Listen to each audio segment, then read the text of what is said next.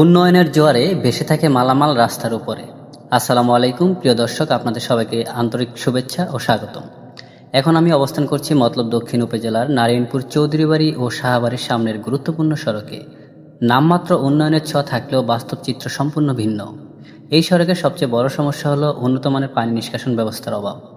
সামান্য বৃষ্টিতেই রাস্তার উপর পানি জমে থাকে দিনের পর দিন।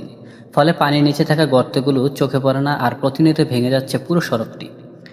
আপনারা ক্যামেরায় দেখতে পাচ্ছেন, এই রাস্তা দিয়ে প্রতিদিন শত শত মানুষ অটোরিকশা, সিএনজি, রিকশা, মোটরসাইকেল এবং কৃষিপণ্যবাহী ছোট বড় যানবাহন চলাচল করেন।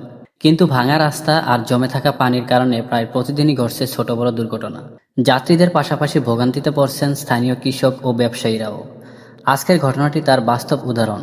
ভুট্টাভর্তি একটি গাড়ি এই ভাঙা অংশে এসে ভারসাম্য হারিয়ে কাত হয়ে যায়। মুহূর্তের মধ্যেই কৃষকের কষ্টার্জিত ভুট্টা রাস্তার জমে থাকা পানিতে ছড়িয়ে পড়ে।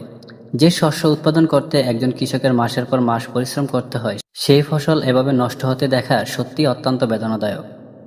স্থানীয়দের অভিযোগ, দীর্ঘদিন ধরে তারা এই সমস্যার স্থায়ী সমাধানের দাবি জানিয়ে আসছে, কিন্তু এখন পর্যন্ত কার্যকর কোনো উদ্যোগ চোখে পড়েনি।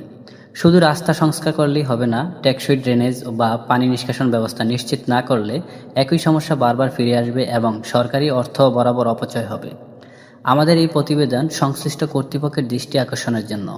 আমরা আশা করি দায়িত্বশীল ব্যক্তিরা দ্রুত ঘটনাস্থল পরিদর্শন করে প্রয়োজনীয় ব্যবস্থা গ্রহণ করবেন, যাতে সাধারণ মানুষ নিরাপদে চলাচল করতে পারেন এবং কৃষকের কষ্টার্জিত ফসল আর এভাবে রাস্তার পানিতে ভেসে যেতে না হয়। ভিডিওটি ভালো লাগলে অবশ্যই লাইক, কমেন্ট, শেয়ার করবেন। এলাকার এমন গুরুত্বপূর্ণ সমস্যা তুলে ধরতে আমাদের সঙ্গে থাকুন। সবাই ভালো থাকবেন, সুস্থ থাকবেন। আল্লাহ হাফেজ।